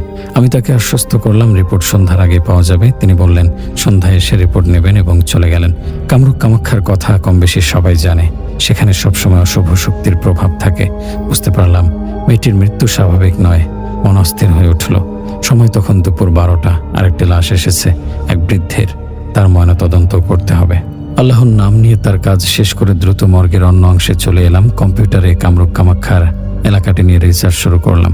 মনে হচ্ছিল কেউ একজন আমাকে দেখছে। সঙ্গে সঙ্গে মর্গের ময়নাতদন্ত কক্ষে চোখ গেল। সেখানে তাকাতে যেন হৃদস্পন্দন থেমে গেল। আমি দেখলাম ফ্রিজারের সামনে হাঁটুতে মাথা রেখে কেউ একজন কাঁদছে। একজন মহিলা। তার কান্না অদ্ভুত, আতঙ্ক জাগানো। আমি তাকাতে তিনি হঠাৎ কান্না থামিয়ে আমার দিকে এগোতে শুরু করলেন। তার মুখ খোলা, আর দৌড়ের সাথে সাথে মুখটা ভয়ঙ্করভাবে বড় হতে লাগলো। যতটুকু মনে আছে তার মুখ কমপক্ষে 6 মিটার লম্বা হয়ে গেল। এত বড় যেন এক নিমিষে আমাকে গিলে ফেলতে পারে। সহ্য করতে না পেরে আল্লাহ বলে চিৎকার দিয়ে অজ্ঞান হয়ে পড়লাম। জ্ঞান ফিরে দেখি আমার সামনে ডাক্তার তোফায়েল এবং ডাক্তার বাকের দাঁড়িয়ে। তারা উদ্বিগ্নভাবে জানতে চাইলেন কি হয়েছে। আমি সব খুলে বললাম। শুনে ডাক্তার বাকের বললেন আমি নাকি কাজের চাপে এবং মানসিক ভয়ে এমন বিভ্রম দেখেছি। এই বলে তিনি সান্ত্বনা দিয়ে চলে গেলেন। তবে ডাক্তার তোফায়েল আমাকে থামালেন না, বরং আরো গভীরভাবে সব জানতে চাইলেন। আমি আবারও বিস্তারিতভাবে বললাম এবং সেই কাগজটা নিয়ে এলাম যা ওই মেয়ের মুখ থেকে পেয়েছিলাম। কাগজটি দেখে তিনি হঠাৎ মাথায় হাত দিয়ে বসে পড়লেন। চোখে স্পষ্ট আতঙ্ক। জিজ্ঞেস করলেন তুমি এটা খুলে দেখেছো? আমি বললাম হ্যাঁ। তিনি তৎক্ষণাৎ আমার হাত ধরে আমাকে নিয়ে গাড়িতে উঠলেন। নিজে ড্রাইভ করে এক অজানা বাড়িতে নিয়ে গেলেন। সেখানে একজন বুজুর্গ ব্যক্তির সাথে দেখা করালেন। আমি কিছুই বুঝতে পারছিলাম না। বুজুর্গের মুখ দেখে মনে হলো তিনি একজন শান্ত, গম্ভীর ও জ্ঞানী মানুষ। তিনি আমাকে সামনে বসিয়ে বললেন চোখ বন্ধ করো। চোখ বন্ধ করতেই দেখতে পেলাম দূরে একটা আবছা আলো। তার মাঝে সেই মেয়েটি দাঁড়িয়ে কাঁদছে। আমাকে দেখে হঠাৎ বিকৃতভাবে হাসতে শুরু করলো। আমি ভয়ে কাঁপতে থাকলাম। বুজুর্গ বললেন কালেমা পড়ো। আমি পড়তে শুরু করলাম। পড়তে পড়তে হঠাৎ দেখতে পেলাম মেয়েটা ধীরে ধীরে মিলিয়ে যাচ্ছে। তবে তার চোখ দুটো স্পষ্ট মনে আছে, সম্পূর্ণ নীল। চোখের মণি থেকে সাদা অংশ সব নীল। এই দৃশ্য দেখেই হঠাৎ চোখ খুলে যায়। চোখ খুলতেই দেখি শরীর জোরে ব্যথা, গলা শুকিয়ে গেছে। বুজুর্গ মাটির পাত্রে পানি এনে দিলেন। আমি সবটুকু পান করে ফেললাম। এরপর তিনি আমার মাথা ও গায়ে হাত রাখলেন এবং সাথে সাথে ব্যথা দূর হয়ে গেল। আমি ভেবাচেকা খেয়ে দুজনকে জিজ্ঞাসা করলাম আমার সাথে কি হচ্ছে। তখন বুজুর্গ ব্যাখ্যা করলেন তুমি এক ভয়ঙ্কর জিনের পাল্লায় পড়েছিলে। যার লাশের পোস্টমর্টেম করেছ তার শরীরে এক শক্তিশালী দুষ্ট জিন বন্দী ছিল। মুখ থেকে কাগজটা সরাতেই সে মুক্ত হয়ে তোমার উপর প্রভাব ফেলতে চায়। ভাগ্য ভালো যে ডাক্তার তোফায়েল সময় মতো তোমাকে নিয়ে এসেছে। আমি সেই জিন যেন তোমার উপর নিয়ন্ত্রণ করতে না পারে সেই ব্যবস্থা করে দিয়েছি। যে মেয়েটি ছিল সে একজন ইহুদি। ডাক্তার তোফায়েল এর আগে এমন কিছু লাশ নিয়ে এসেছে। আমি তার সঙ্গে পরিচিত। আমি তোফায়েলের দিকে তাকালাম। তিনি কাঁধে হাত রেখে সাহস দিলেন। তারপর বুজুর্গ আমাকে কিছু আমল শিখিয়ে দিলেন। একটি মাটির তেলাও দিলেন। বললেন প্রতি রাতে এশার নামাজের পর এই বেলাতে পানি নিয়ে পড়ে খেয়ে নিও। আমরা বুজুর্গকে বিদায় জানিয়ে চলে এলাম। তোফায়েল আমাকে বারবার সাহস। আমাকে বলা হলো যখনই ময়না প্রতি কৃতজ্ঞ, তিনি বিপদের আগেই আমার রক্ষার ব্যবস্থা করেছেন। পরবর্তীতে জানতে পারি মেয়েটি একজন ফরেনার ছিল। পুলিশের কাছ থেকে নিশ্চিত হওয়ার পর জানতে পারি সে সত্যিই ইহুদি ছিল। ওই দিন সন্ধ্যায় লাশ পরিবারের কাছে হস্তান্তর করা হয়। আমি বুজুর্গের নির্দেশ অনুযায়ী নিয়মিত আমল করতে থাকি। প্রথম দিকে রাতে মনে হতো কেউ আমার পাশে আছে। প্রচন্ড ভয় লাগতো, কিন্তু 15 দিনের মধ্যেই সব স্বাভাবিক হয়ে গেল। আমি আল্লাহর অসীম কৃতজ্ঞতা প্রকাশ করি, কারণ তিনি আমাকে আগত ভয়াবহ বিপদ থেকে রক্ষা করেছেন।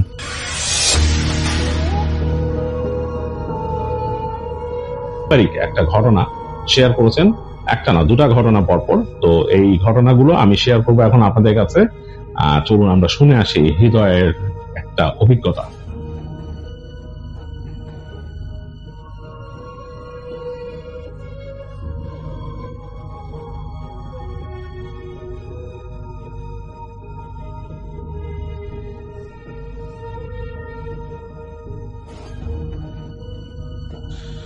এই ঘটনাটি ঘটেছিল বেশ অনেক বছর আগে হৃদয়দের বাড়িতে।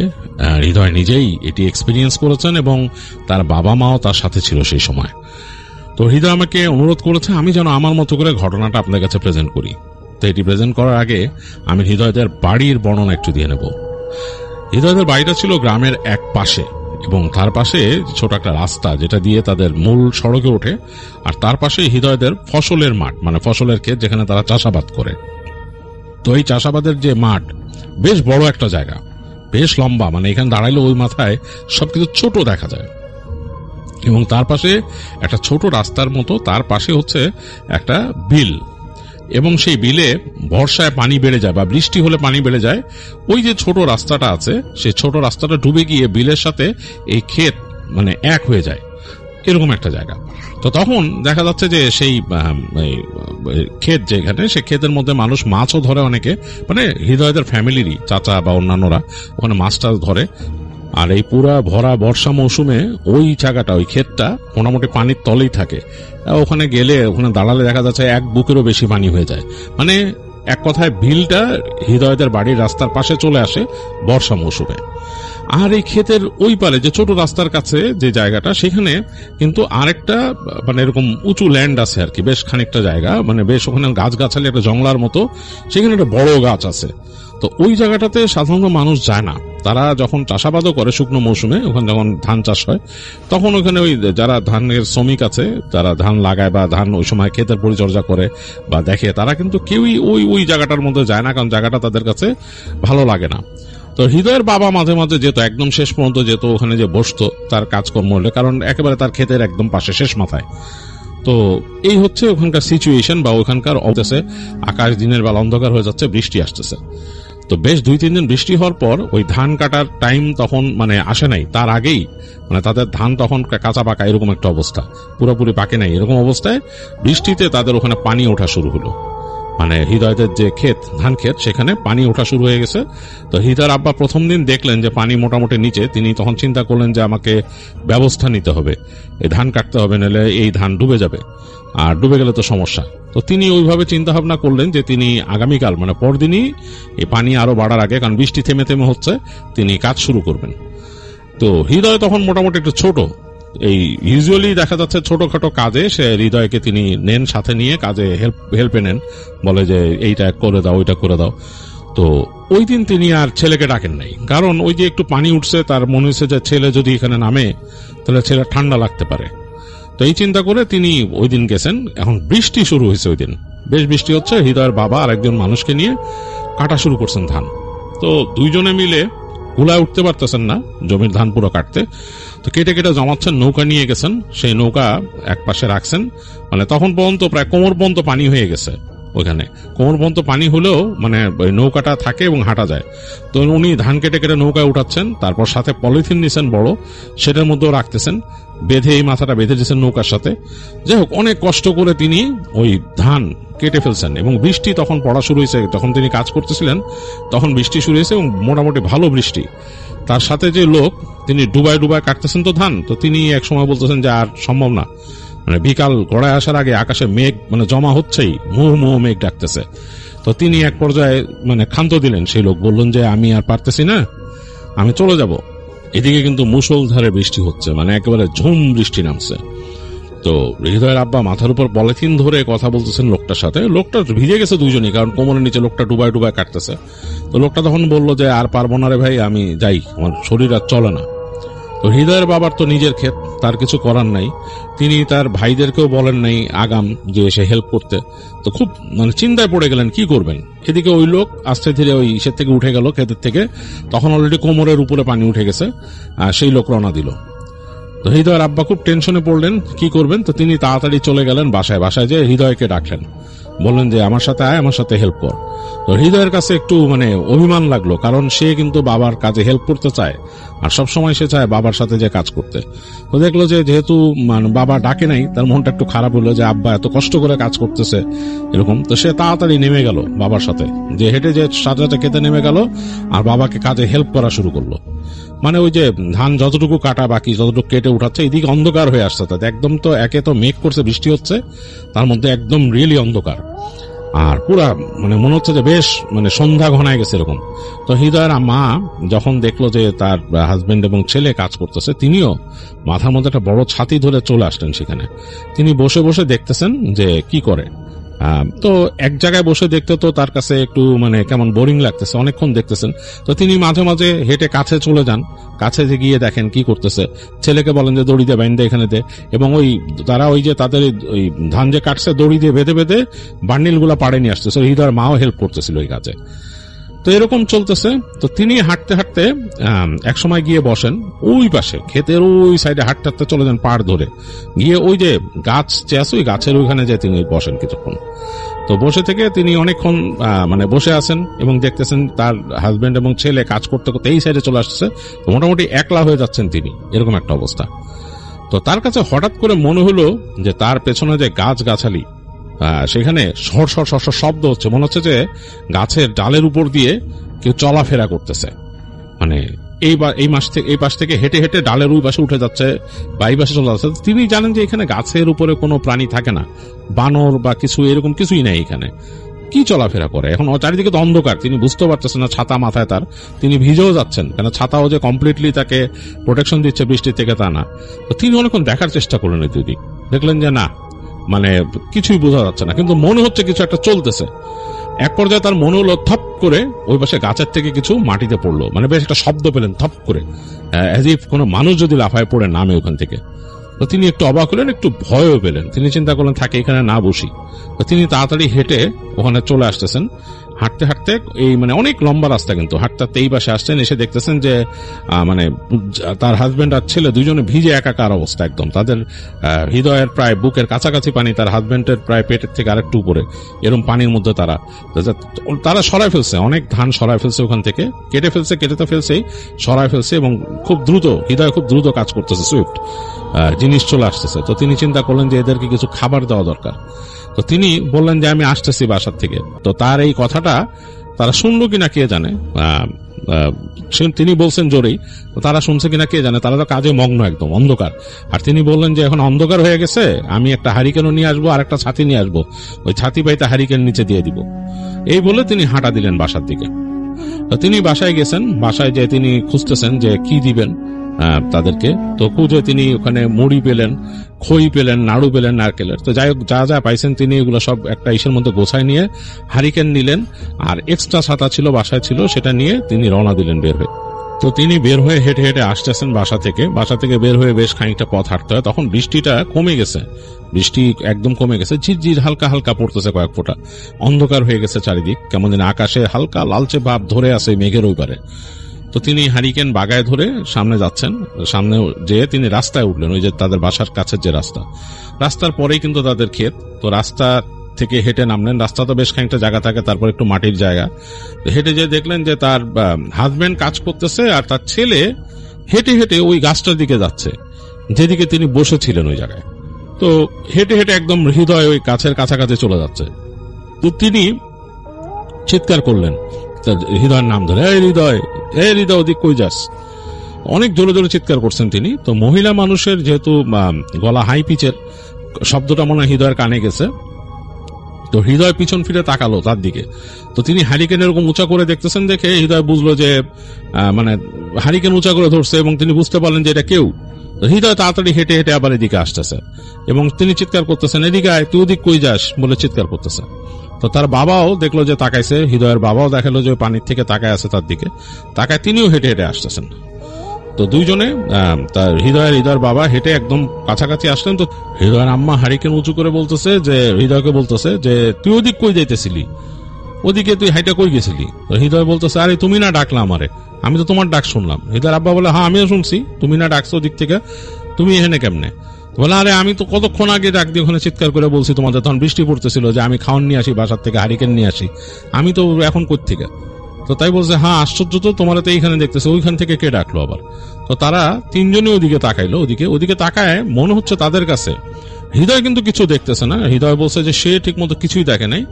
হৃদয়ের আম্মার আব্বা নাকি দেখছে কে জানে বসে আছে ওই পাশে, অথচ হৃদয় নাকি দেখতেছে ওই জায়গায় পুরো ডার্ক, তার চোখে কিছু পড়তেছে না, বাট তার মা আর বাবা নাকি দেখছে কে ওখানে বসে আছে।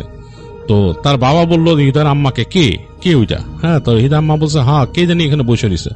তো হৃদয় বলতেছে আমি কিছু দেখি না। তো হৃদয়ের আব্বা কি করলো, বললো তুই এখানে থাক। হৃদয়কে থাক বলে সে সামনে গেল, বেশ খানিকটা হেঁটে গেল সামনে।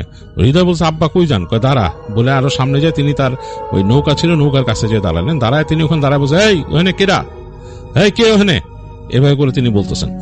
কোনো উত্তর নাই, কেউ উত্তর দিতেছে না। একটু পরে এইটা হৃদয় নিজেও শুনছে শব্দ, পানির মধ্যে মনে হলো ছপাত করে শব্দ হলো ওই পাশে, ওই গাছের ওইখানে, ঠিক পানির মধ্যে ছপাত করে শব্দ হলো।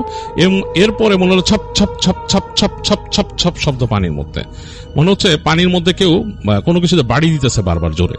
তো হৃদয়ের আব্বা নাকি দেখে বলছে, এই কিরে এটা কে, এই ওখানে এমনি করে কে যায়? হৃদয়ের আব্বা নাকি এটা বলতেছে। তো হৃদয়ের আম্মাও নাকি পাশ থেকে বলতেছে, হ্যাঁ দেখছো তুমি এদিকে আসো, তাড়াতাড়ি এদিকে আসো। হৃদয়ের আম্মা ডাকতেছে হৃদয়ের আব্বাকে। তো হৃদয়ের আব্বা তাড়াতাড়ি হেঁটে চলে আসছে এই পাশে এবং তাকায়, তারা দুজন নাকি দেখতেছিল, হৃদয়ের আম্মা আর হৃদয়ের আব্বা। হৃদয় নাকি দেখতেছে না, সে শব্দ পাচ্ছে একটা, সে দেখে নাই, কিন্তু তার বাবা মা দুজন নাকি দেখছে যে পানির মধ্যে ওই যে মানুষের মতো যে আকৃতি বা মানুষ যেটা, সে পানির মধ্যে দিয়ে দৌড়াচ্ছে, পানির উপর দিয়ে, মানে তার পাটা পানির উপরে পড়তেছে, ছপ ছপ ছপ ছপ ছপ ছপ করে পানির উপরে পড়তেছে। আবার একটু পরপর দাঁড়ায় যে পানির তলে হাত ঢুকাই দিতেছে, আবার মাথা ঢুকাই দিতেছে, যেভাবে করে হাঁস পানির তল থেকে মাছ ধরে, জাস্ট লাইক দ্যাট, ওইভাবে নাকি মাথা পানির নিচে দিয়ে দিতেছে, আবার নাকি উঠতেছে। এবং একটা ডার্ক ফিগার, তারা বুঝতে পারতেছে না এটা মানে কোন মানুষ বা কে, কিন্তু তারা বুঝে গেছে এটা স্বাভাবিক কিছু না, কারণ পানি তো অনেক উঁচু, প্রায় হৃদয়ের বাবার প্রায় বুকের কাছাকাছি চলে আসছে পানি, হৃদয়ের বুক সমান পানি ওইখানে। তো ওইখানে ওই পানির মধ্যে তো ডুবে যাবে কোনো মানুষ, মানুষ পানির উপর দিয়ে কিভাবে হাঁটে দৌড়ায়, কিন্তু সে মনে হচ্ছে দৌড়াচ্ছে, এবং দৌড়ানটা খুব নাকি অন্যরকম, মানে এক একটা পা বেশ উঁচু করে করে উপরে তুলে আর ফেলে ছপাস করে পানির মধ্যে। এই শব্দ হৃদয় পাইছে, কিন্তু হৃদয় কিন্তু দেখতেছে না ওইখানে, হৃদয় দেখতেছে খালি মানে ওই জায়গাটা, কিন্তু তার বাবা মা দুইজন দেখতেছে। তো তারপর নাকি ওইটা দৌড়াইতে দৌড়াইতে কিছুক্ষণ এদিক ওদিক করলো, হঠাৎ নাকি হৃদয়ের আব্বা বলতেছে, এই তাড়াতাড়ি ওঠ বলে ধাক্কা দিতেছে হৃদয়কে। এবং ততক্ষণে কিন্তু তারা ওই যে ধান কিন্তু তুলে ফেলছে, ওই যে তাদের নৌকায় তুলে ফেলছে, পাড়ে তুলে ফেলছে, পলিথিন দিয়ে বিছাইছে। এর মধ্যে মানে অতটুকু কাজ তাদের শেষ, সামান্য কিছু হয়তো রয়ে গেছে এরকম ওই সময়। তো হৃদয় আব্বা নাকি ধাক্কা দিয়ে বলছে তাড়াতাড়ি ওঠ বলে হৃদয়কে ধাক্কা দিয়ে উঠায়, নিজেও নাকি পড়িমড়ি করে পাড়ে উঠছে। উঠে নাকি হৃদয়ের মা শুদ্ধ টান দিয়ে হৃদয়ের বাপকে এবং হৃদয়কে নিয়ে দৌড় বাসার দিকে, মানে খুব ফাস্ট তারা মুভ করছে। হৃদয় কিছুই বুঝতেছিল না ঘটনাটা কি, সে শুধু ছপ ছপ শব্দ পাইছে পানিতে। তো তাড়াতাড়ি নাকি তারা বাসায় এসে পড়ছে, এসে গেট খুলে ভিতরে ঢুকে দরজা লাগাই দিছে হৃদয়ের আম্মা। তো বলতেছে যে মানে হৃদয়ের আব্বার সাথে বলতেছে যে এটা তো খুব খারাপ জিনিস, খুবই খারাপ জিনিস, এটা এখানে এরকম ভাবে এসব দিলে হানা দিলে কেমনে হবে এগুলো বলতে। তো হৃদয়ের আব্বা বললো যে এগুলো তো কিছু গোছায় রেখে এলাম না, জাস্ট পলিথিন দিয়ে ঢাকছি। বলে যে থাক এখন আর কিছু করা লাগবে না, তাই বলতেছে হৃদয়ের আব্বারে যে এখন বেরানোর কোনো মানেই হয় না, মানে সম্ভবই না বেরানো, হৃদয়ের আম্মা বলতেছে। তো যাই হোক হৃদয় জিজ্ঞেস করলো কি, তো তার বাপ নাকি বলতেছে তাকে যে ওইখানে একটা পিশাচ দেখছি খারাপ, ওইটা ওইখান থেকে দৌড়াইতেছিল, বাবা তোমার এগুলা দেখার দরকার নাই, তোমার এগুলো চিন্তা করার দরকার নেই, কাপড় চেঞ্জ করো তাড়াতাড়ি যাও। তো হৃদয়ের বাসাতে এরকম লম্বা বাসা, হৃদয় চলে গেল পাশের কামরায়, যে তার কাপড় চেঞ্জ করলো।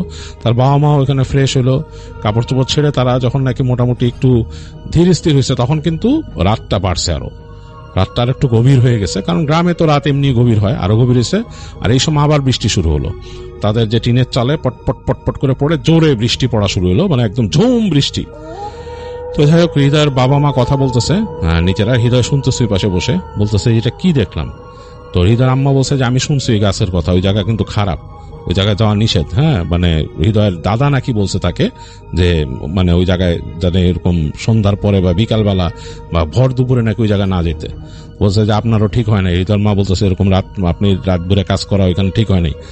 তো হৃদয়ের বাবা বলতেছে যে আমি যদি কাজ না করতাম তো ধানগুলো উঠাইতো কে, এখন তো অ্যাটলিস্ট ওখানে পলিথিন দিয়ে ঢাকছি, নাহলে তো ঢাকা যাইতো না, খারাপ অবস্থা। যাই হোক এসব কথা বলতে হৃদয় শুনতেছে। এই সময় নাকি বৃষ্টিটা হঠাৎ থেমে গেল। তো বৃষ্টি থেমে যাওয়ার পর মনে হইতেছে চারিদিকে একদম নীরব হয়ে গেছে, কোয়াইট, অনেকক্ষণ ধরে বৃষ্টির শব্দ নাই, মানে বৃষ্টি থেমে গেছে। তো হৃদয়ের আব্বা জানলা খুলে দিল বাসার, দেখলো ঠান্ডা বাতাস আসতেছে। তো তাকায় দেখলো যে মেঘের এক পাশ থেকে মেঘ সরে সরে যাচ্ছে, চাঁদ বের হয়েছে। তো এই সময় তাদের বাসার আশেপাশে বেশ শিয়াল ডাকা শুরু করলো। তো খুব অবাক হলো যে সাধারণত তাদের বাসার আশেপাশে এরকম এত কাছে শিয়াল ডাকে না। তো হৃদয়ের আব্বা চিন্তা করলো হয়তো বৃষ্টি শেষ হয়েছে, এগুলো মনে হয় বের হয়েছে, এরকম চিন্তা করতেছে। তো এর মাঝে হঠাৎ করে সে শুনলো, হৃদয়ের আব্বা জানলার কাছেই ছিল, দাঁড়ায় ছিলেন, তো এর মধ্যে তিনি নাকি শুনলেন যে তার নাম ধরে কে ডাকতেছে, এবং বেশ চাপা কণ্ঠ, মনে হচ্ছে সুর করে করে ডাকতেছে তার নাম ধরে ধরে। তো তিনি অবাক হয়ে গেলেন, কিরে আমার নাম ধরে এইভাবে রাতের বেলা কে ডাকে, এবং তার ভাইরা, তাদের যে ঘর এখান থেকে খানিকটা দূরেই, এরকম কণ্ঠ তার ভাইদের কারো না, তার বন্ধু বান্ধবেরও কারো কণ্ঠ এরকম না। এরকম রাতে কেবল বৃষ্টি থামছে, হ্যাঁ, এইরকম সময় কেউ এরকম বের হয়ে নাম ধরে ডাকবে না। তিনি চিন্তা করলেন ঘটনা কি, তিনি জানলার কাছে গেছেন, তো হৃদয়ের আম্মা তাকে ধরে বসছে, বলতেছে দরকার নাই, জানলা দিয়ে তাকানোর দরকার নেই। তো তারপরও হৃদয়ের বাবা অনেক সাহসী ছিলেন, তিনি জানলা দিয়ে তাকাইছেন। তো ঘরের মধ্যে কিন্তু হারিকেন জ্বলতেছে, অল্প আলো হারিকেনের, আর বাইরের দিকে তাকায় তিনি দেখতেছেন ওই যে মেঘের ফাঁক দিয়ে চাঁদের আলো পড়ছে একটু, তাদের উঠানের মধ্যে যেসব জায়গা পানি চকচক করতেছে ওইটা একটু চকচক করতেছে। আর তার সামনে উঠান ছাড়াই আর একটু দূরে গেলে কিছু ঘাস আছে, ওইখানে একটা গাছ আছে মাঝখানে তাদের বাসায়, আম গাছ, এই আম গাছের নিচে কিছু ঘাস জন্মাইছে আর কি, বেশ বড় বড় বেড়ে উঠছে ঘাসগুলা। সেই ঘাসের মধ্যে মনে হচ্ছে কে বসে আছে, অনেকটা ওই হাঁটু গেড়ে বসে থাকলে যেরকম থাকে মানুষ সেরকম, কিন্তু বোঝা যাচ্ছে না একটা মানুষের মতো অবয়ব। এই হালকা চাঁদের আলো বোঝা যাচ্ছে যে মানুষের মতো অবয়ব বসে আছে ওখান থেকে। তো হঠাৎ করে তিনি দেখলেন ওই যে অবয়বটাই সুর করে তার নাম ধরে ডেকে উঠলো, কারণ এমন ভাবে ডাকছে হৃদয়ের আব্বা কেঁপে উঠলো, এবং তার সারা শরীর একদম মানে ঠান্ডা একটা স্রোত নেমে গেল, গুজবাম্প হয়ে গেল, কণ্ঠস্বরটাই এরকম মনে হলো বাতাসে ভেসে একদম তার জানলা দিয়ে আসলো, এবং ওদিকে তাকায় আছে এরকম কালো একটা অবয়ব, ওই ঘাসের মধ্যে বসা, ঘাসগুলা মোটামুটি বেশ উঁচু আশেপাশে, এরকম করে মনে হচ্ছে তার দিকে তাকে দেখতেছে। তিনি বুঝতে পারছেন তাকে দেখতেছে অন্ধকারে, কিন্তু কিছু বোঝাচ্ছে না, একটা অবয়ব শুধু গাছটার এই পাশে, এবং মানে বেশ ভয়ঙ্কর লাগতেছে, এবং আবার সুর করে তার নাম ধরে ডাকলো। তো হৃদয়ের বাবা তাড়াতাড়ি জানলা বন্ধ করে দিল। জানলা বন্ধ করে দেওয়ার পর তিনি একটা হাসির শব্দ পেলেন, সাথে সাথেই ওই পাশ থেকে আবার সেই শিয়ালের ডাক, মানে খুবই মানে ভয়ঙ্কর একটা অবস্থা। তো হৃদয়ের বাবা তাড়াতাড়ি হৃদয়কেও কাছে ডাকলেন, বললেন এদিকে আয়, এসে বললেন যে ওখানে শোয়ার দরকার নেই, আলাদা এখানে শো। বসে তিনি তার স্ত্রী এবং হৃদয় তিনজন, মানে বাবা মা ছেলে তিনজন একসাথে ঘুমায় গেলেন গায়ে চাদর ডেকে, এবং তাদের বাসার আশপাশ দিয়ে মনে হইতেছিল যে শিয়ালের পাল ঘোরাফেরা করতেছে, মানে এরকম লাগতেছিল, ডাকে আবার শব্দ করে মুখ দিয়ে, হ্যাঁ। এবং শেষ রাতের দিকে হৃদয়ের বাবা, তার তো ঘুম আসতেছে না, তিনি খুব ভয়ে আছেন, টেনশনে, কারণ তাদের বাড়িতে তিনি খুব বেশি প্রোটেক্টেড করেও রাখতেন না, দরজা নর্মাল ভাবে লাগাইতেন, অনেকে যেমন অনেক রকম প্রোটেকশন দেয় সেরকমও না। তো তিনি ওই শেষ রাতের দিকে মনে হলো যে তার ঠিক বারান্দার কাছে এসে তার নাম ধরে কেউ ডাকছে, এরকম লাগছে। তো তিনি ভয় পাইছেন, ভয় পাওয়ার পরও তিনি চিন্তা করছেন যে না, যেহেতু আমার স্ত্রী সন্তান আছে আমাকেই এটার প্রোটেকশন নিতে হবে। তো তিনি তাড়াতাড়ি উঠে বসে ধোয়া দুরুদ যা পারছেন সেগুলো পড়ছেন, কারণ তার কাছে মনে হয়েছে যে এটা অতিপ্রাকৃত জিনিস, স্বাভাবিক কোনো জিনিস না। আর তিনি চিন্তা করতেছিলেন তার একটা ওখানে ছিল একটা ওই কোচ, মানে যেটাকে টেরা বলে, সেই জিনিসটা তিনি মানে প্রয়োজন হলে সেটা তিনি ব্যবহার করবেন চিন্তা করতেছিলেন। তো যাই হোক, ওইটা লাগে নাই। তো তিনি দোয়া দুরুদ পড়তেছিলেন বসে বসে, তিনি দেখতেছিলেন যে হৃদয় ঘুমায় গেছে, তার স্ত্রীও ঘুমায় গেছে। তো তিনি ওই শেষ রাতে পুরোটাই পরে দোয়া দুরুদ পড়লেন, এবং ভোরে যখন আজান দিল, আজানের পর এইসব জিনিস আর মানে ওরকম শব্দটা তো পেলেন না, তিনি মোটামুটি নীরব হয়ে গেছে চারিপাশে, প্রকৃতির যে সাউন্ড এছাড়া আর কিছু নাই। তো তিনি বুঝলেন যে এরকম জিনিসটা শান্ত থাকে না, অতিপ্রাকৃত কিছুটা থাকে না। তো পরদিন তিনি তাদের ওইখানে একজন কবিরাজ ছিলেন, তাদের রিলেটিভ হয়, সে কবিরাজকে তিনি বললেন যে আমার বাসায়, তিনি যে যোগাযোগ করে বললেন যে কালকে আমার এরকম খেতে এরকম হয়েছে, এবং যখন ই তুলতেছি এই দেখছি, তারপর আমার বাসায় এরকম হয়েছে।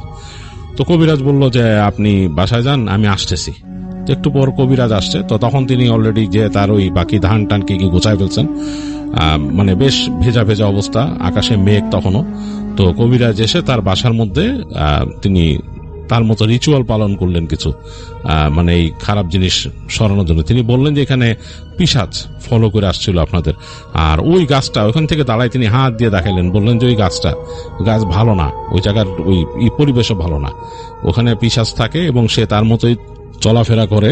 আর তার এই যে পাশের যে জায়গা দেখতেছেন, পুরো জমিনটা গাছ গাছে লুইদিকে যা আছে, ওই জায়গায় ওই পুরো জায়গাটাই কিন্তু খারাপ, ওখানে অনেক পিশাচ থাকে, হ্যাঁ। আর ইকে বললো, হৃদয়ের বাবাকে বললো যে আপনার আব্বাও কিন্তু আমারে অনেকবার ওদিকে ঢাকায় নিছে, ঢাকায় ওই যে আপনাদের ওই যে গোয়াল ঘর, ওই জায়গাটা নিয়ে অনেক জায়গায় অনেক কথা বলছে, এবং আমি ওখানে যেও কিন্তু অনেকবার বান দেওয়ার চেষ্টা করছি। সবসময় বান কাজ করে না, আসলে এরা তো আসলে আসা যাওয়া করে এক এক ভাবে, সবসময় কাজ করে না। আপনার এখানেও আমি চেষ্টা করব এই ক্ষেতের কাছে একটু বান দিয়ে দেওয়ার, যাতে এই পাশটায় মানুষ না আসে। তবে আপনারা ওদিকে মারায়েন না, ওদিকে যায়েন না, ওই কর্নারের দিকে যায়েন না। আর বাসাটা এখনই আমি আপনার বন্ধ করে দিতেছি। তো এই বলে উনি চলে আসেন। তো হৃদয়ের বাবা চলে আসেন এবং উনি যা যা চান কবিরাজ তাকে তিনি তা প্রোভাইড করেন, এখানে যা যা মানে লাগবে তার এই বন্ধ করার জন্য। তো হৃদয়দের বাসা বন্ধ করে চলে যায়। ওই দিন উনি বেশিক্ষণ বসেন না। তো আর কোনো সমস্যা হয় নাই রাতের বেলা হৃদয়দের, মোটামুটি ভালোই ছিল, আর কোনো সমস্যা হয় নাই বাসার মধ্যে। আর ওই রাতের বেলা আর হৃদয়ের বাবা যেত না, ওই কোনো খেতে কোনো কাজ থাকলে সেগুলো দেখতে যেত না। আর এরপর তো পানি ছিল অনেকদিন ওখানে, যতদিন বর্ষাকাল মানে ব্যাপক বর্ষা হয়েছে তখন পানিতেই ডুবেছিল, ওই জায়গায় যেত না। এবং পরবর্তী বর্ষাতেও তার বাবা আগেই ওই ধান সরানোর ব্যবস্থা করছে, আর যতটুকু যা কাজ বাকি থাকতো সেগুলো ওই রাতের বেলা করতো না, আর দিনের বেলায় করতো। তো এটা ছিল হৃদয়ের প্রথম ঘটনা। হ্যাঁ, হৃদয়ের বাবার আরেকটা ঘটনা আছে, যেটা নাকি হৃদয়ের বাবা যখন ছোট ছিল তখন তার সাথে ঘটছে, তিনি যখন টিনেজ বয়সে ছিলেন তখনকার সময়কার কথা। তো আমি এখন চলে যাব সেই ঘটনায়। তো এই ঘটনাটা হচ্ছে আরো আগের, তখন হৃদয়ের বাবা একেবারেই যুবক তিনি, এবং তিনি তার দাদাকে মানে হৃদয়ের দাদাকে বেশ সহযোগিতা করতেন সব রকমের কাজে, মানে তার কৃষি কাজে সহযোগিতা করতেন, এছাড়াও তার গোয়াল ঘরেও সহযোগিতা করতেন, ব্যবসার কাজ সবকিছুতেই তিনি ছিলেন। মানে হৃদয়ের দাদার খুব একজন ভালো সন্তান ছিলেন হৃদয়ের বাবা। তো একবার তাদের বাসায় কাজ হচ্ছে নতুন ঘর তোলার কাজ, তো সেগুলোতে মোটামুটি হৃদয়ের বাবা বেশ ব্যস্ত ছিলেন, মিস্ত্রিদের সাথে কাজ করেছেন, হাতে ধরে দেখিয়েছেন এটা করতেছেন।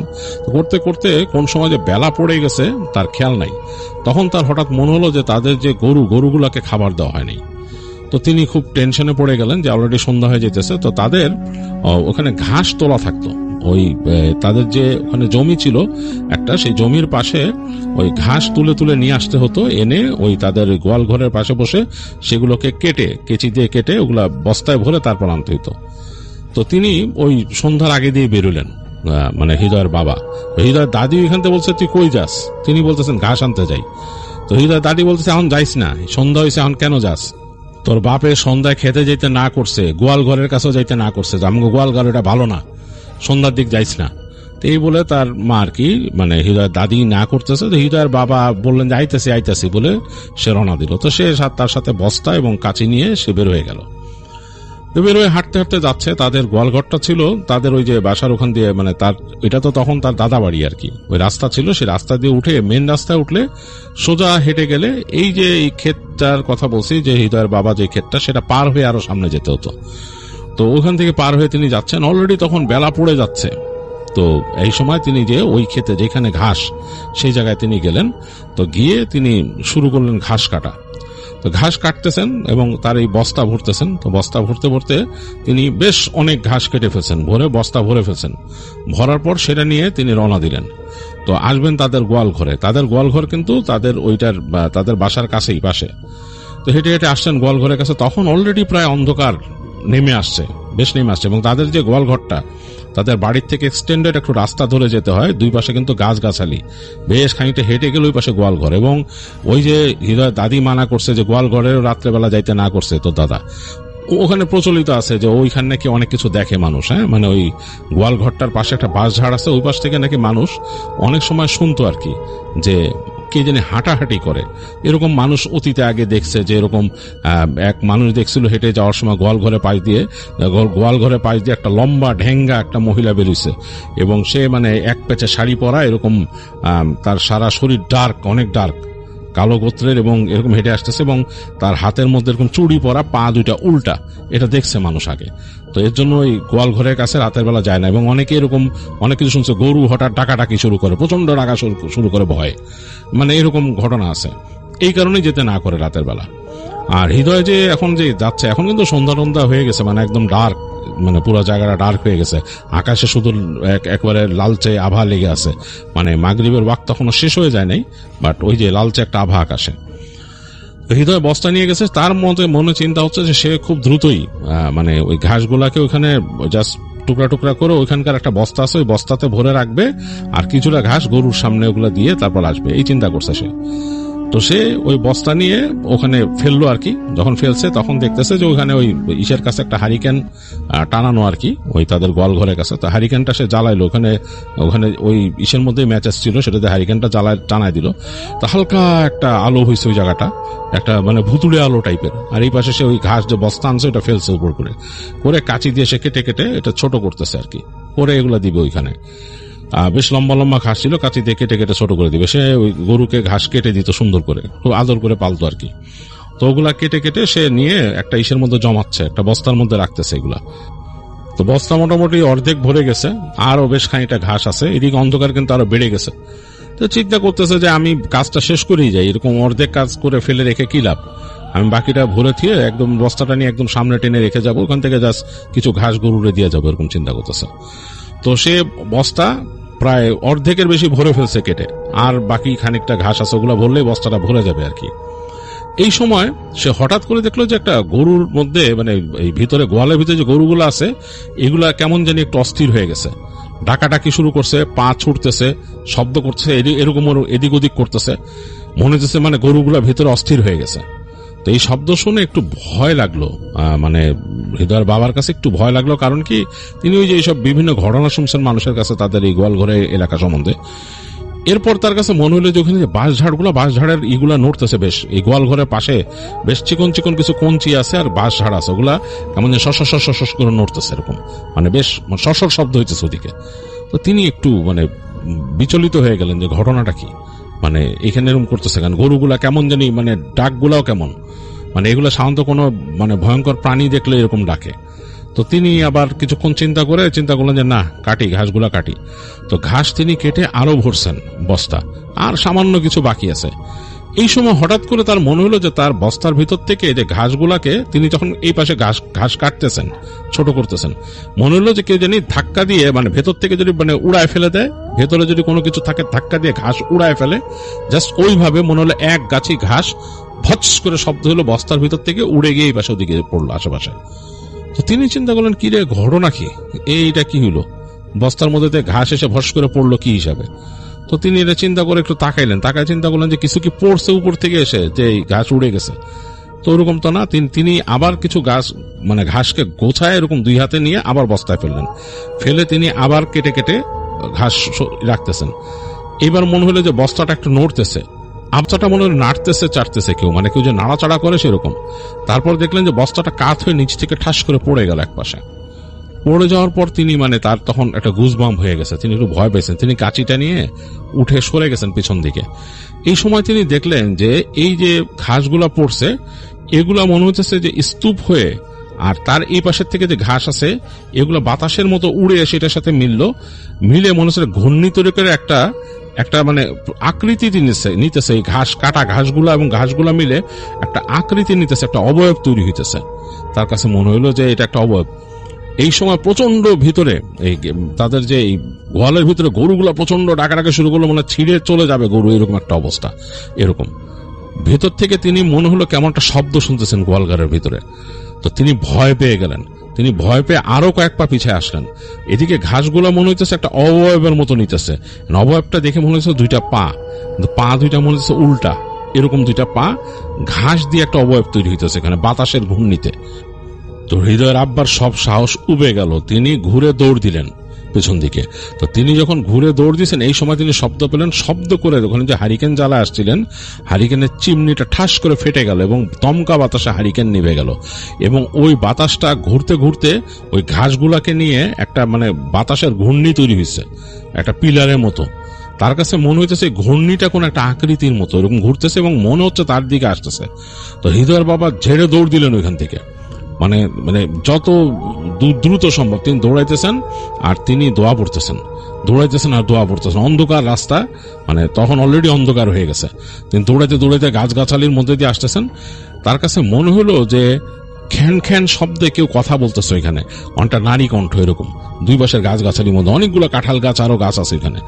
তো তিনি দৌড়াইতে দৌড়াইতে মানে পড়ি মুড়ি করে একসময় তাদের বাড়ির যে বারান্দা সেটার মধ্যে এসে তিনি লাফ দিয়ে উঠলেন। লাফ দিয়ে উঠে তিনি বাড়ির দরজার মধ্যে ঠাস করে নক করতেছেন। তো ওনার মা মানে হৃদয়ের দাদি দরজা খুলে দিল, তিনি ঘরের মধ্যে তাড়াতাড়ি ঢুকলেন, ঢুকে নিজেই দরজা বন্ধ করে দিয়েছেন ভয়। তো হৃদয় দাদি জিজ্ঞেস করলো কি হয়েছে, বলছে যে মা এরকম এরকম দেখছি, কি একটা অবস্থা গোয়াল ঘরের কাছে। তো হৃদয়ের দাদি বলে তোলে যাইতে মানা করছি আগেই। তো তিনি তাড়াতাড়ি তাকে বসালেন, পানি খাইতে দিলেন, এবং তিনি ওই যে মানে গ্রামে যা করে দা পোড়ায় আগুনে ধরে সেটার পানি ভিজায় তাকে খাইতেছে, গায়ের মধ্যে লবণ রেখে, যেটা করে আর কি গ্রামে এগুলা তারা পালন করে। তো এইগুলা করতেছিলেন। তো হৃদয়ের দাদা তখন আসছে। তো তিনি এসে বসে ছেলেকে দোয়া পড়ে দিলেন, দোয়া দুরুদ পড়ে ফু দিলেন, আর বললেন যে তোমাদেরকে যে মানা করছি সন্ধ্যার সময় বেরিতে, এটা তোমরা বুঝো না। ওই যে ক্ষেতটা হলো খারাপ, ওই ক্ষেতের মধ্যে খারাপ জিন আছে, এগুলা ঘোরাফেরা করে সন্ধ্যার সময় গেছো ঘাস কাটতে, ওইদিকে ঘাস কাটার কোনো দরকারই ছিল না। তারপর ওই ঘাস যে কাটছো, ওই ঘাসের ওইখান থেকে কিছু একটা আসছে তোমার সাথে আয়সা, ওই যে ওই এমনি তো গোয়াল ঘর খারাপ, ওই জায়গায় এইসব ঘটনা ঘটছে। খবরদার আর কখনো এরকম সন্ধ্যার সময় ওখানে যাবা না, ভর দুপুরেও যাবা না। মানে তখন হৃদয় দাদা বলে দেয় যে একদম ভর দুপুরে ওইখানে যাবা না, সন্ধ্যার সময় যাবা না, ঠিক ওই সময়গুলো খারাপ। আর ঠিক ফজরের আগে নড়াচড়া করবা না, গোয়াল ঘরের কাছে যাবা না ওই সময়। হ্যাঁ, আর ওই জায়গাতে এমনিও মানে পাক থাকে না, না পাকি থাকে ওই সময়টা। আর মানুষে তো কত কিছু দেখছে ওইখানে গোয়াল ঘরের দিকে, ওই জায়গাটা ভালো না, আমি পারলে গোয়াল ঘর সরাই নিয়ে আসবো ওই পাশে। তো এটা বলে আর কি হৃদয়ের দাদা। তো যাই হোক, তিনি তারপরও ওই দিন তো রাত পার হয়, ওই দিন দোয়া দুরুদ পড়ে ছেলেকে ফু দিয়ে রেখে যান বাসায়। বলে যে রাতের বেলা যদি কোনো শব্দ টব্দ শুনে যাতে না বেরোয়। আর হৃদয়ের বাবাও এরকম বের হয় নাই। তো পরদিন সকালে তাদের আরেক আত্মীয় ছিল, তিনি একজন আলেম মানুষ, তিনি আসেন। আসার পরে তাকে দিয়ে ওখানে দোয়া দুরুদ পড়ায়, ফু দেন ছেলেকে, পড়া পানি দেন, আর বলে যে ছেলেকে যাতে দোয়া করে দেয় যাতে তার কিছু না হয়। তো ওই আলেম যিনি ছিলেন তিনি দোয়া দুরুদ পড়ে দেন, পড়ে বলে যে না, ছেলেকে আসর করতে পারে নাই, আসর করে নাই আর কি, কিন্তু ওরে পাইলে করতো আর কি, আরেকটু যদি মানে সময় এদিক ওদিক হয়ে যেত করতো, হয়তো দোয়া দুরুদ পড়া শুরু করছিল এখান থেকে পলানোর সময় এরকম। তো এই বলে আলেম বলে যে আচ্ছা, আর ওরকম জ্ঞান নয়, একই কথা বলে যে এরকম মানে সময় যখন নাকি একটু অন্যরকম থাকে তখন বের হবেন না, যেমন ওইরকম ফজরের ঠিক সুবে সাদেক শুরু হওয়ার আগের সময়টা, তারপর একদম ভর দুপুর সূর্য যখন মাথার উপরে থাকে, হ্যাঁ, তারপরে আসরের সময় শেষ হয়ে গেছে, সূর্য ডুবতেছে, এই সময়গুলোতে এরকম জায়গাগুলোতে যাবেন না, এগুলা ঠিক না। আর দোয়া দুরুদ পড়ে চলাফেরা করবেন, এগুলো বলে দেয় হৃদয়ের বাবাকে। তো হৃদয়ের বাবার এই আরেকটা ঘটনা ছিল যেটা শেয়ার করলো হৃদয়। সে বলছে যে তাদের পরিবারে এরকম আরো ছোটখাটো ঘটনা আছে, সে এগুলা কালেক্ট করতে পারলে।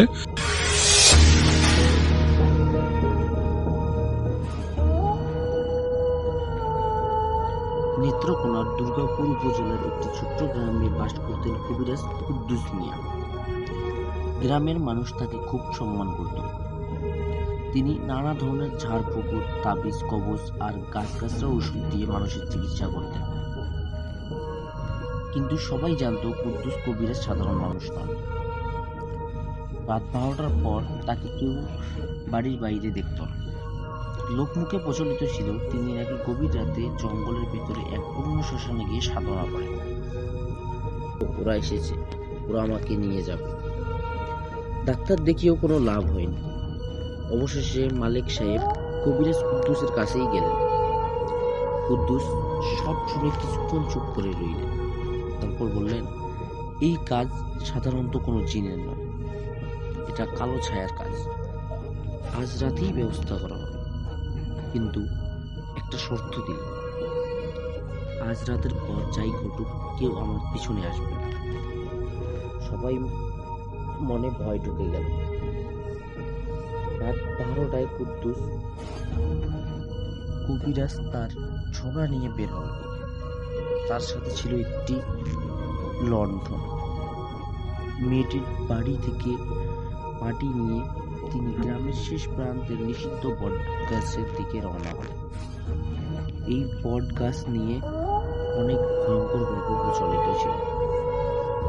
কেউ নাকি সেখানে রাত কাটিয়ে জীবিত ফিরতে পারেনি, কেউ নাকি সেখানে রাত কাটিয়ে জীবিত ফিরতেই নাকি কোনোভাবেই পারেনি।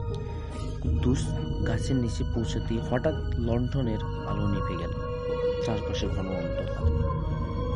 তখনই কানে ভেসে এলো, কুদ্দুস তুই আবার ফিরে এসেছিস।